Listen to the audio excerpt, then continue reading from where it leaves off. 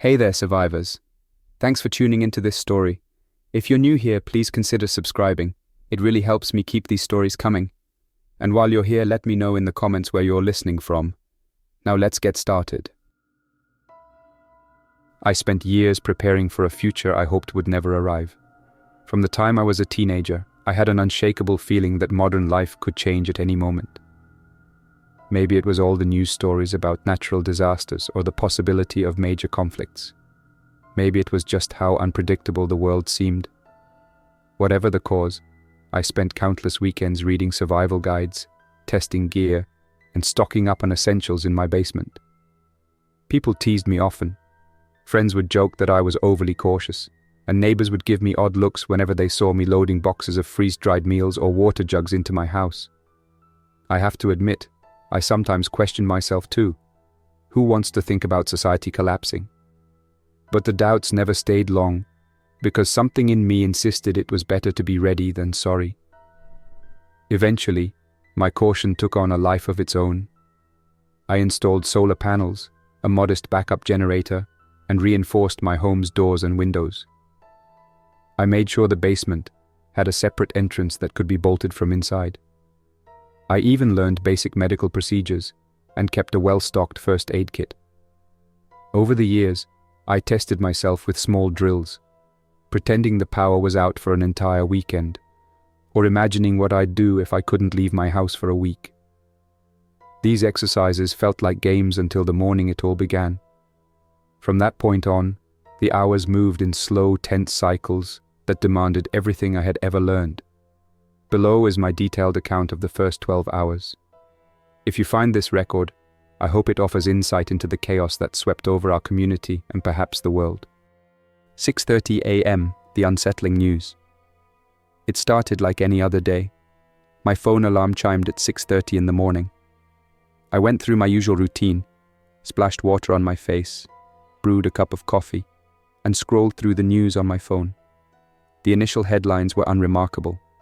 Local budget disputes, a few election updates, and typical gossip. Then I noticed a shorter piece, buried beneath the main articles. Strange illness reported in nearby city. The news clip showed brief footage of people stumbling in a crowded area, evidently disoriented. They would pause, gaze around as if confused, then collapse. Other passers-by tried to help them, but the camera cut away abruptly, and the anchor apologized for the interruption. The station went to a commercial. I found it odd, but not necessarily alarming. Despite my cautious mindset, I assumed it was a localized health crisis, maybe a batch of contaminated food or a new flu strain that hadn't been fully identified yet. I set my phone down and decided to turn on my shortwave radio. The static-filled channels usually gave me local chatter that mainstream stations missed. After some white noise, I caught fragments of an urgent message. Please. Inside. Unknown infection. Isolate immediately. The words faded in and out. I listened more attentively. The voice repeated some variation of, "Stay in your homes," but the reception was too poor to gather precise details. Even so, the tone of the broadcast felt dire. That was my first true indication that this situation might be different from the typical emergencies I had envisioned. I tested the lights in my home, the water pressure, and my internet connection, all still normal. If there was a crisis, it hadn't yet reached my quiet neighborhood in a way that disrupted basic utilities. I stepped onto my front porch to look around. The sky was gray, clouds drifting overhead, but nothing appeared out of the ordinary on my street. Still, something weighed on me, so I decided to head to the basement and check my supplies. 7:30 a.m., rapid updates. An hour later, I was in my basement running a quick inventory. Water jugs, canned meals, freeze-dried packets, solar-charged lanterns, first aid kits, and emergency blankets. Everything was still in order. For a moment, I felt a flicker of relief that if something big was coming, at least I wouldn't be caught unprepared. Back upstairs, I saw breaking news banners across multiple channels. Authorities were urging citizens in certain regions to remain indoors. One official press conference replayed on a loop. An unknown illness has been reported. Symptoms include confusion and unsteady motor function. We urge everyone to avoid close contact with anyone who appears unwell. They sounded measured but overwhelmed. In the background of the footage, another official was swaying, gripping the podium as though losing balance. Suddenly, the broadcast glitched, and the channel displayed a technical difficulties message. When the screen returned, the anchor was gone, replaced by a text-only announcement urging calm. That abrupt shift set me on edge. Even in severe weather events, TV stations rarely cut out so awkwardly.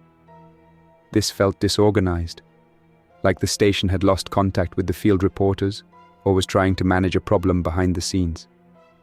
Outside, a few neighbors gathered in clusters, looking at their phones or talking in hushed tones. Car engines started up here and there, though fewer people than normal seemed to be leaving for work. I closed and locked my windows and double-checked that my front and back doors were secured. My emergency protocols were simple: reduce visibility from outside, ensure my home looked uninviting to potential troublemakers, and be prepared to move if truly necessary. A wave of unease swept over me. I flipped open my laptop, searching for social media updates or citizen reports. Videos started popping up, shaky cell phone footage of people moaning or limping in the streets, sometimes with torn clothing. In some clips, onlookers tried to help, only to be chased off or attacked. One particularly unnerving video showed a small crowd near a bus stop. A person appeared to lash out aggressively, their posture stiff, and a group scattered in all directions. These snippets hinted at a level of aggression, not just illness. I added a mental note. This was beyond typical sickness. There was some type of violent behavior involved. My initial thought was, could this be a new strain of rabies or something similar? In the moment, no official source confirmed that, but the biting rumors were swirling on message boards. This was enough to make me reinforce my plan to stay inside. 8:30 a.m., sirens and lockdowns. I kept the TV on a local news channel, mostly seeing the same emergency messages. The channel occasionally displayed a phone number for citizens to call. I tried dialing the number out of curiosity, but it was constantly busy. After the 10th attempt, I gave up. A flurry of sirens echoed from distant streets. Not just one or two, but many overlapping.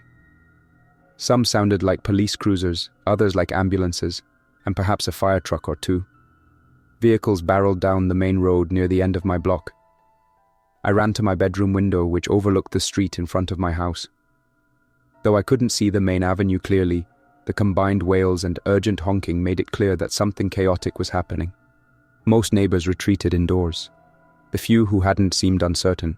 Some were walking their dogs or pacing in their driveways.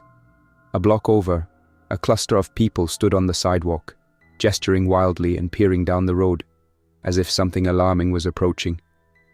An emergency alert popped up on my phone. All residents advised to shelter in place. Do not leave unless absolutely necessary. Avoid contact with anyone exhibiting unusual behavior. Then came a second alert, this time from a local news app. Citywide closures in effect, schools, certain businesses, and public buildings. Just like that, normal life was grinding to a halt. I grabbed my shortwave radio, scanning the frequencies in a systematic manner. On one channel, a calm yet shaky voice repeated, "We have unconfirmed reports that the infected are extremely hostile. If you are safe, remain where you are. Avoid drawing attention to yourself." The signal dissolved into static periodically, but the use of the word infected sent chills up my spine. 9:30 a.m., first signs. By mid-morning, I peeked again through the narrow gap in my blinds. The ambience outside shifted from mild confusion to an unsettling hush. A couple of vehicles sat idle in the street, doors wide open, as if the drivers jumped out unexpectedly. On the sidewalk, 3 individuals shuffled along with halting steps.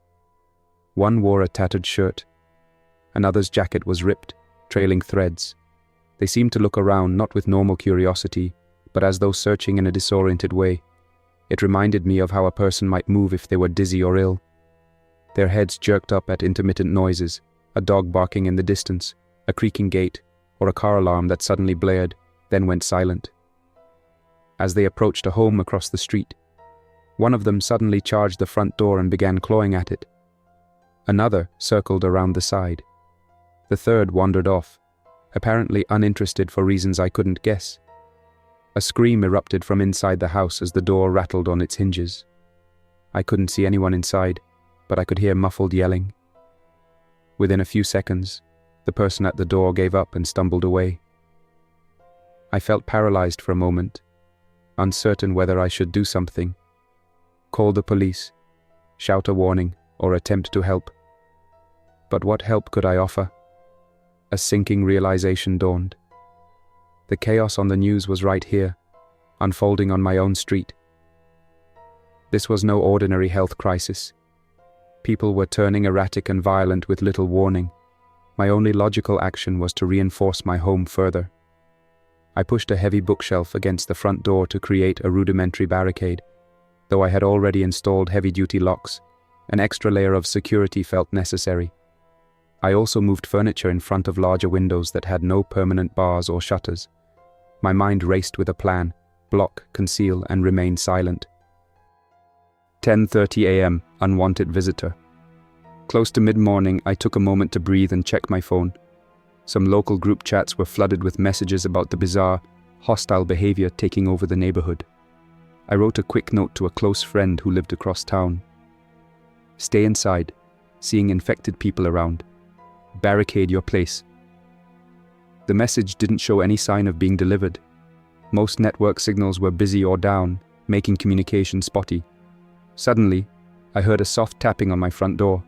It wasn't the angry pounding I had seen moments ago, but rather a careful rapping.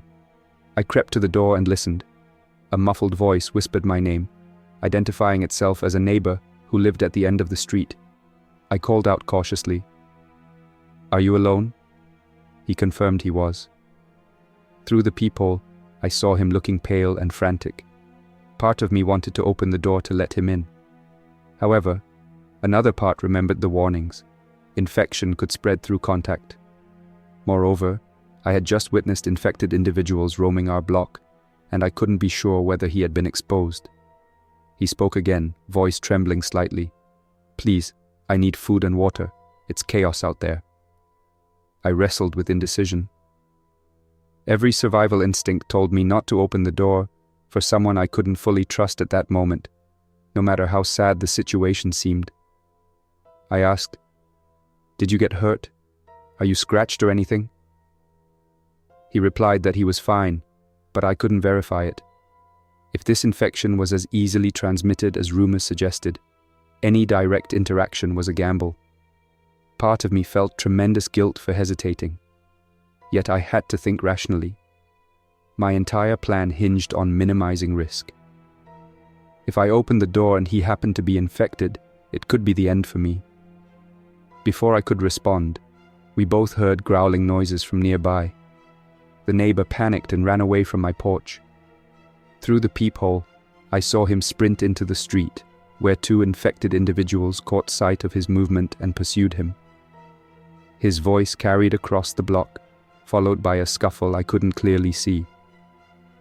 Fear gripped me. I remained quiet, focusing on survival, telling myself there was nothing I could do. 11:30 a.m. Military convoy. The day was still bright, yet it felt like dusk in terms of atmosphere. Unease enveloped every street. Sirens no longer blared. Instead, sporadic car alarms, or the beep of an abandoned vehicle's open door, occasionally broke the silence. Then came a rumbling from the main avenue a block away. I recognized it as large vehicles, trucks perhaps. I peeked out a side window and saw a military convoy creeping forward, followed by a line of ambulances. The lead vehicle turned onto my street but soon halted. Something in the distance had caught their attention. Another infected group perhaps? I watched uniformed figures jump down from the trucks, pointing and shouting instructions to each other. A few tried to usher panicked residents into the back of an armored truck, waving them over. The scene had a sense of controlled urgency at first, but it deteriorated within seconds. 3 infected lurched into view from behind a row of cars. One of them lunged at a uniformed officer who tried to shove it away, but the infected remained relentless, and a scuffle ensued. Chaos erupted all at once. More infected emerged from side streets, as though drawn by the noise. The military personnel tried to fire warning shots into the air. Some civilians shrieked and ran in every direction. Vehicles collided as drivers panicked. In the confusion, the convoy lost its orderly formation. A few trucks sped away, leaving behind those that were blocked or damaged. I watched an ambulance attempt a U-turn, only to crash into a parked car. Its driver stumbled out, calling for assistance. The infected swarmed, forcing the driver to flee on foot. Within minutes, the street was deserted except for the abandoned vehicles, and a few scattered infected rummaging aimlessly through the aftermath. Whatever plan the convoy had tried to implement failed almost immediately. From my vantage point, it was clear that even well-trained forces were struggling to contain this. 12:30 p.m., sheltering and observing. Around midday, I decided to take stock of my own situation. I was determined not to leave my house unless absolutely necessary. My supplies were sufficient for several weeks if I rationed carefully. I had a small battery-powered fan, dried foods, a portable stove, and clean water. My basement was prepped to serve as a secondary shelter if I needed to retreat there. I warmed a small portion of canned soup on my camping stove in the kitchen, keeping the curtains drawn. The familiarity of a warm meal offered a sliver of normalcy. Eating felt like a routine act, a brief moment of calm in a maelstrom. The radio provided sporadic updates, but most frequencies were either static or looped messages. One station repeated, "This is an emergency broadcast. Remain indoors. If you suspect infection, isolate immediately. Military and medical response units are being deployed." The monotony of the announcements gave me little new information. While my soup cooled, I checked for any messages on my phone. A local community group chat was buzzing with rumors. "It spreads through bites," someone wrote. Another claimed, "Symptoms start with dizziness, then violent outbursts." One message even claimed that the infected had no sense of self-preservation. These accounts were unverified, but they matched what I had witnessed. I tried sending a text to my parents, who lived several hours away, urging them to stay put and lock their doors. The message remained stuck on sending, with no progress. The cell tower likely couldn't handle the surge of calls and texts, or it might have been compromised already. 1:30 p.m. Strange silence. A bit past noon, I overheard voices coming from outside. These were not the guttural growls I associated with the infected, but normal conversation.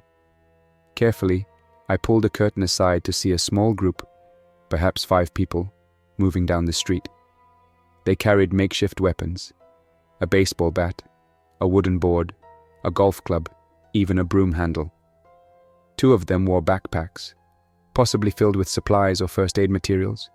They were calling out quietly, urging any survivors to come out and join them. My immediate reaction was a mix of curiosity and caution. Strength in numbers might be good, but it also meant exposing myself. If one of them was infected without showing symptoms yet, I'd be walking into a dangerous situation. On the other hand, it could be beneficial to pool resources and watch out for each other. I leaned toward caution because the group dynamic could turn unpredictable if conditions worsened. One neighbor emerged from a nearby yard, conversed briefly with them, and then decided to accompany them. I glimpsed the group heading further down the street, presumably looking to gather more people. Their attempt at forming a community rescue effort was admirable. I hoped they would succeed. But I also worried about the risk of confrontation with the infected. Would their improvised weapons be enough? The question hung in the air. I remained behind my barricaded windows. Perhaps if I had family or close friends nearby, I would have ventured out. But my plan, grounded in years of prepping, was to wait, observe, and conserve my stamina. Rushing into the open felt unwise, given the aggression I had seen. 2:30 p.m., growing menace. By early afternoon, the temperature outside rose, and the sunlight draped the street in a harsh glow. Through small gaps in my window coverings, I noticed more infected stumbling around. They seemed to move in loose packs, clustering around anything that made noise or motion. An occasional car screeched by in the distance, drawing them like moths to a flame. An unnerving aspect became apparent. The infected no longer appeared to recognize danger in a normal way. One individual with ripped clothing pushed against a barbed wire fence, oblivious to the sharp edges. Another trudged directly over broken glass without reacting. Their lack of self-preservation matched the rumors I'd read online. Whatever had taken over, it dulled normal human instincts. From time to time, I spotted an infected person simply slumped on a porch or in a driveway, as if in a daze. They could remain that way for a while, only to snap into action if a sudden distraction occurred, a door creaking or a bird taking flight. This unpredictable nature made the situation even more troubling. They weren't like standard monsters that roamed continuously. They could pause, lurk, then erupt into violence at any moment. The otherworldly stillness of the neighborhood, punctuated by erratic noises, created a sense that normal life had been stripped away. It was around this time that I finally accepted that the world as I knew it had changed. Civilization's old rhythms might never return. 3:30 p.m. Dog incident.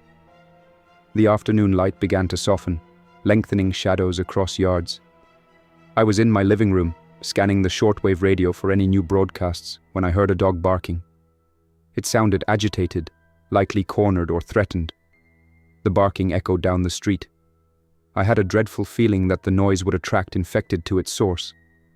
Stealing a glance through a gap in the curtains, I saw a medium-sized dog pacing in someone's front yard. It seemed frantic, probably spooked by the unusual quiet and the presence of infected. Sure enough, 2 of them came around the corner, drawn to the noise. The dog barked more, a sharp, repetitive sound. The infected approached, shuffling closer. The dog growled, stepping back uncertainly. Then, as one infected lurched forward, the dog bolted across the yard, trying to escape down the street. The infected gave chase in a lopsided run, arms outstretched. I lost sight of them behind some hedges. The barking faded, replaced by a series of muffled yelps that made my stomach twist. Then silence. The entire event took less than a minute. Though I didn't see what happened next, the abrupt end to the barking suggested a grim outcome. It was another reminder that these infected individuals targeted any living thing that crossed their path.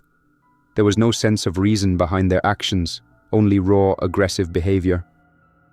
4:30 p.m. Nighttime strategy. As the day stretched on, I prepared for the coming night. Darkness would make it even harder to spot infected. I also worried that using any type of light, even flashlights, might draw attention. My plan was to black out the windows entirely and rely on small, discreet lanterns in the safest rooms of the house. Before sunset, I gathered supplies I might need overnight. A flashlight with a red filter, less likely to attract attention. A small stash of snacks, a water bottle, a radio, and a portable charger. I placed these in a room on the second floor that had fewer windows. This would be my safe room if the downstairs became compromised. I reflected on whether I should attempt to reach a rumored safe zone, but the radio chatter was too unreliable to confirm any location. One faint transmission mentioned a setup at the old high school, but it never repeated. Venturing outside was too high risk, especially after witnessing how quickly infected responded to movement and noise. Instead, I settled on hunkering down. I found some psychological comfort in rechecking the locks, adjusting the barricades, and ensuring my supplies were within arm's reach. Every so often, the guilt over not helping my neighbor or that dog weighed on me, but in a scenario like this, self-preservation took a firm hold. 5:30 p.m. Distant screams.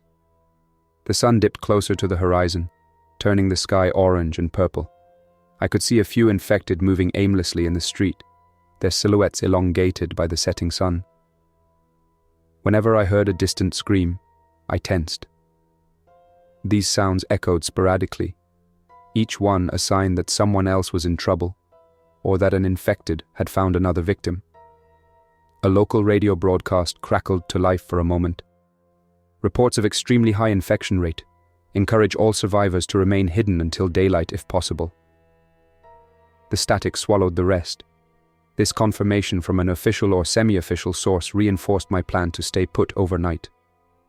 As I settled in, I realized with dull clarity that less than 12 hours had passed since I first noticed something was wrong.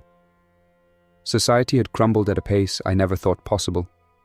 Most neighbors had vanished from sight. Houses stood quiet with lights off, and major news channels offered only sporadic updates. It was as if the entire city had gone into a deep freeze, waiting for something else to happen. 6:30 p.m., facing the unknown. By 6:30 p.m., the early twilight descended. The streets were dimly lit by a few lampposts still powered by some portion of the grid that hadn't failed. However, many lights flickered or were completely dark. The usual comforting glow of houses, lamps in living rooms, TVs flashing behind curtains, was absent. Nothing but a hush lay over the block, broken by occasional movement or an unsettling moan in the distance. I took a seat on a couch in the back room of my house, scribbling notes in a small journal. I documented what I had seen: the infected individuals, their erratic patterns, the failed military convoy, the neighborhood group trying to band together, and the neighbor who had pleaded for help at my door. Writing it down served two purposes. First, it provided a sense of structure amid the chaos. Second, it might prove useful if anyone else ever came across my home looking for answers. In the quiet moments, I found my thoughts drifting to the future. Would there be a rescue operation eventually?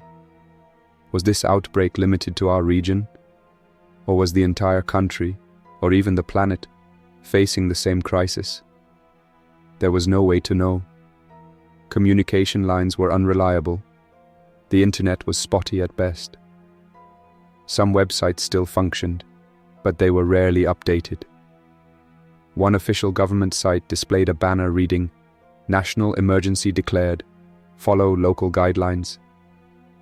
That was all it said. I ended that 12th hour by checking my basement one more time. Everything was in place. The sense of relief I used to feel when verifying my supplies was replaced by the stark realization that I was truly relying on them now, not for a drill or practice, but for survival. After the first 12 hours, those initial 12 hours were transformative. In half a day, a virus or infection, or whatever it was, spread with unimaginable speed. It transformed regular folks into dangerous entities that knew no fear or rational thought. The entire notion of civilization collapsed on my street in a matter of hours, and I suspect the same happened in countless other places. My preparedness gave me a degree of safety. I had enough food, water, and gear to stay hidden for some time, but how long would that last? And what about other survivors? Some might be roaming in groups, some might be holed up like me, and others might be infected without knowing it. The most excruciating part was the uncertainty. No reliable news, no consistent instructions, just scraps of information from a battered system. I decided I would wait until daybreak to try reaching anyone else. Maybe attempt to find that rumored safe zone at the high school. If it turned out to be a hoax or overrun, I'd come back to my home and continue surviving as best as I could. My life had narrowed to a single objective: stay safe until a path to real help emerged, or until it became clear that I was truly on my own. For now, I have this house, my stockpile, and my training. I have the hope that beyond the infected and the chaos, there are others like me, holding on and waiting for a chance to rebuild something from this devastation. If you're reading these words, it means there's still some thread of hope linking one survivor to another. Let this account be a testament to what happened when our world turned upside down.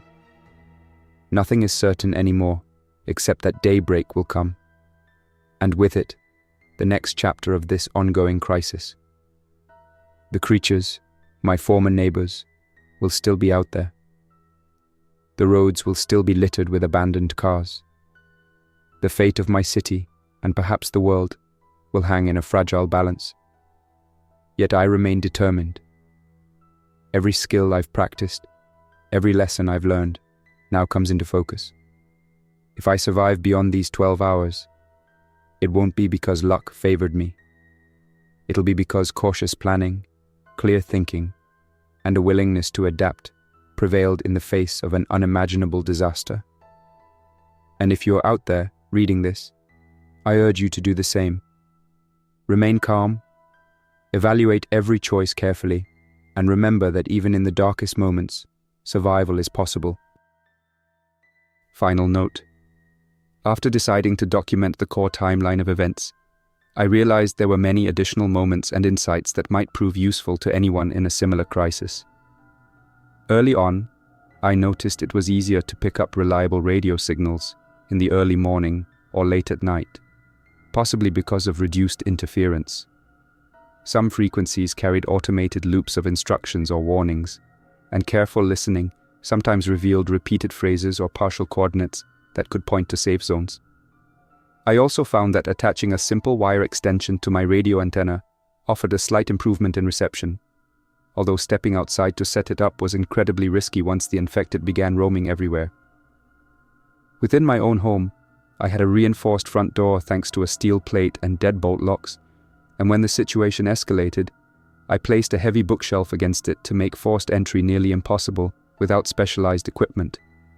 The first-floor windows, while reasonably sturdy, felt more secure after I boarded them up. Downstairs, the basement had a solid interior lock and an emergency exit hidden behind thick foliage, perfect for a stealthy escape if the ground floor was ever breached. Regarding the infection itself, most people believed it spread through bites, though there was speculation that scratches or other forms of contact might also transmit it. One rumor suggested the infection took hold in minutes, causing immediate collapse of normal behavior, while others thought the timeline could be an hour or two. Nobody seemed to have solid proof either way. During those tense hours, I realized that maintaining emotional balance was just as important as physical safety. Constant alertness took a toll, so I made a point of taking brief breaks to stay composed. Small, regular meals and plenty of water were vital for both physical stamina and mental clarity. I also recorded my experiences in a notebook, which helped me process the surrounding chaos and keep my thoughts from spiraling out of control.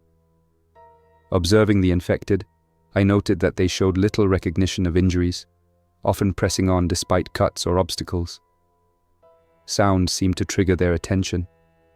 Even minor noises, like leaves rustling or a can tipping over, could draw them. In most cases, they moved with a stagger, but they were capable of lunging with startling speed when provoked or when a clear target presented itself. Reflecting on these first 12 hours, I see how my years of preparation gave me a certain advantage in handling isolation and rationing supplies. Still, no amount of drills could fully prepare me for the reality of familiar faces transformed into threatening wanderers, or for the moral choices that came with protecting my own life at the expense of helping others. Surviving those initial hours was one challenge. Living with the weight of those decisions was another. At this point, my plan is to continue watching and listening for any sign of organized rescue or a collective effort I might safely join. Should that not materialize, I'll carry on alone. This first half day of upheaval showed me just how fragile a sense of normalcy can be when faced with an outbreak that spreads at unimaginable speed. For anyone else who finds themselves hunkered down at home, supplies in place, doing all they can to avoid detection, understand that you aren't alone in this. Many others are likely taking cover, monitoring radios, and quietly hoping for daybreak. These hours are merely the start of something far larger, and the days ahead may bring even greater challenges. Each sunrise is another opportunity to endure, find allies, and push back against the chaos redefining our world. That said, it's important to remember that my story reflects only what I encountered here. Conditions in other areas could be entirely different, and what worked for me may not work for everyone.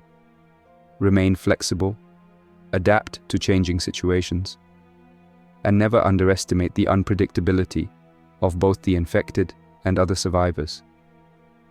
Finally, having lived through this initial half-day of crisis, I'm convinced that careful planning and a level head are the best defenses anyone can have. If you face a similar emergency, act swiftly to secure your surroundings, avoid all unnecessary contact, and keep a clear mind. Rational decisions can serve as the strongest barrier between you and a threat that defies everything we once considered normal. Stay alert, stay prepared, and remember, you're not alone in this. If I can endure these first 12 hours, so can you. Let the human spirit guide you towards safety and hopefully a brighter outcome than the one we all feared. Thank you for listening. If this story sent shivers down your spine, don't forget to like and subscribe for more unsettling creepypastas. Your support keeps this channel alive. Until next time, stay vigilant and remember, curiosity can be quite the companion, and sometimes a curse.